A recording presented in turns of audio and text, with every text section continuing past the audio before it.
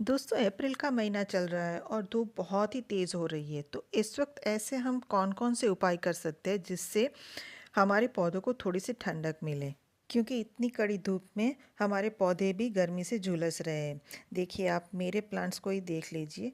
हालांकि मेरे सारे प्लांट्स शेड के नीचे है, फिर भी इसकी पत्तियों की टिप है वो ब्राउन हो रही है। तो प्लांट्स पे इसका असर साफ दिख रहा है कि इनको गर्मी लग रही है। तो हम ऐसे कौन कौन से उपाय कर सकते हैं जिससे हम हमारे प्लांट्स को थोड़ी सी ऐसा एनवायरनमेंट प्रोवाइड करें कि वो इस तेज़ गर्मी में सरवाइव कर सके। तो हेलो फ्रेंड्स, मैं रश्मि स्वागत करती हूँ आप सबका निर्मेस गार्डन में। अगर वीडियो ज़रा सा भी यूज़फुल लगे तो लाइक कीजिएगा, कमेंट कीजिएगा, शेयर कीजिएगा और चैनल पर पहली बार आए हैं तो सब्सक्राइब कर लीजिएगा। और हाँ, बेल आइकन भी प्रेस कर दीजिएगा ताकि जब भी मैं वीडियो अपलोड करूँ सबसे पहले आपके पास आए। सबसे पहला काम जो हर गार्डनर अपने गार्डन में करता है वो है ग्रीन नेट लगाना। ग्रीन नेट लगाने से काफ़ी हद तक हम अपने प्लांट्स को गर्मी से बचा सकते हैं। देखिए, मेरे टेरेस पे तो इस तरह से सोलार पैनल लगी हुई है, तो ऊपर से तो धूप नहीं आती है, लेकिन साइड में दोपहर के बाद की कड़ी धूप पूरा टेरेस कवर कर लेती है। तो उसके लिए मैंने साइड से दोनों साइड पे मैंने लगाई है। इस साइड भी है और इस साइड भी है। और यहाँ ये इस साइड पर जो है वो आधे तक है, तो एयर सर्कुलेशन अच्छी तरह से होता है। तो ग्रीन नेट लगाते वक्त आप इस बात का ख्याल रखें कि एयर सर्कुलेशन सही से हो पाए, क्योंकि अगर एयर सर्कुलेशन सही से नहीं होगा तो आपके प्लांट सही होने की बजाय अंदर गर्मी से झुलस जाएंगे।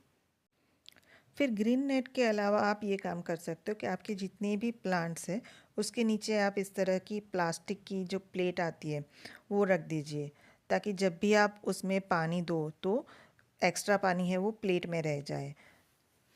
उससे क्या होगा, अगर प्लांट में पानी की कमी होती है तो वो नीचे प्लेट में पड़ा हुआ पानी सक कर सकता है, तो पौधों में पानी की कमी नहीं होगी।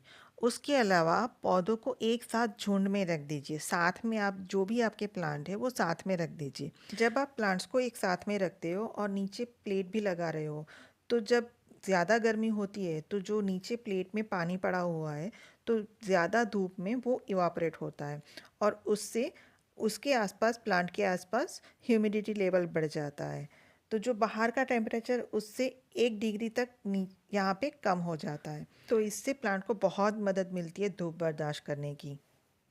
ये जो मेरे आप प्लांट्स देख रहे हो, जो मैंने इससे पहले वीडियो अपलोड किया था शॉपिंग का, जो मैं बहुत सारे प्लांट्स लेके आई थी, इसको धीरे धीरे मैं रिपोर्ट कर रही हूँ। तो ये सब यहाँ पे इसीलिए पड़े हैं, एक साथ मैंने रखे हैं।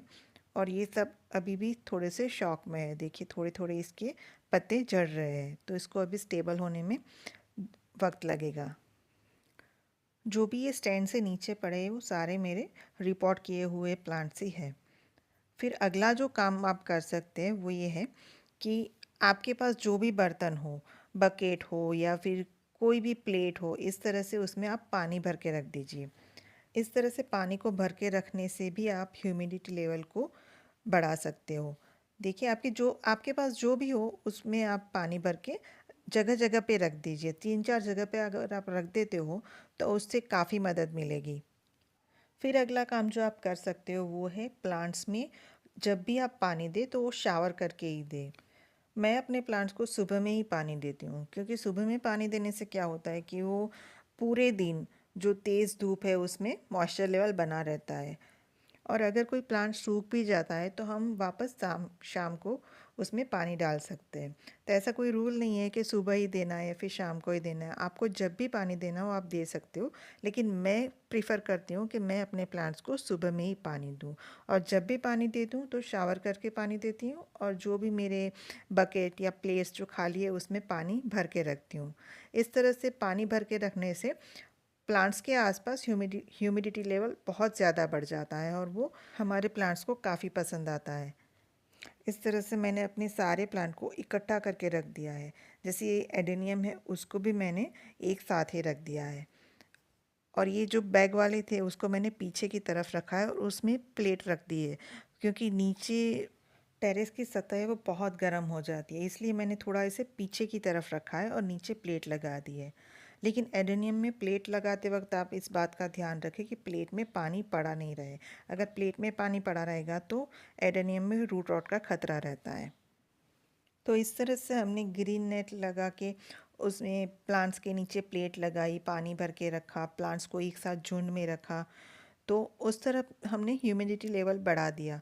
तो लेकिन जो प्लांट्स हमारे पूरे दिन की धूप में रहते हैं, वैसे भी बहुत सारे प्लांट्स होते हैं जो पूरे दिन की धूप बर्दाश्त कर लेते हैं, लेकिन उसको भी धूप तो लगती ही है, तो उसकी मिट्टी को हम ड्राई होने से कैसे बचा सकते हैं?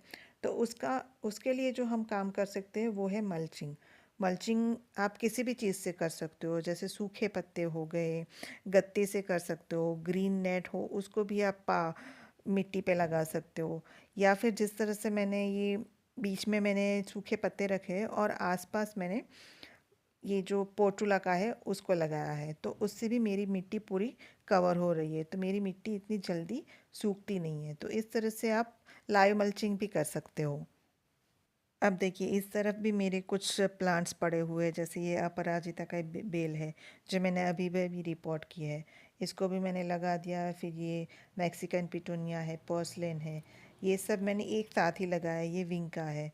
फिर इसके अलावा ये जो इक्ज़ोरा का प्लांट है उसके गमले में मैंने नारियल का जो छिलका होता है उससे मल्चिंग की है। आप सब जानते ही है कि नारियल का छिलका होता है वो मॉइस्चर होल्ड करके रखता है, तो वो मिट्टी को जल्दी ड्राई होने नहीं देता है, तो पूरे दिन की धूप गिरती है तो भी मिट्टी ड्राई नहीं होती। इसी तरह से ये जो प्लांट है उसने पूरा गमला कवर किया है, तो इससे मिट्टी तक धूप नहीं जाती है, तो मिट्टी इतनी जल्दी ड्राई नहीं होती है। इसी तरह से इस गमले में भी मैंने जो गार्डन का सूखा कचरा निकलता है वही डाला है, और इसमें भी नारियल के छिलके से मल्चिंग की है।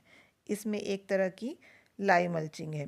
तो इस तरह से आप अपनी मिट्टी को ड्राई होने से बचा सकते हो।